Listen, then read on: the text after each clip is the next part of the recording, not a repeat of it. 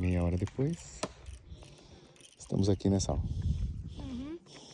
Não, gente, vou falar que eu que tô soltando. Pra vocês terem uma ideia, olha isso. Tá perto. Tá estourando.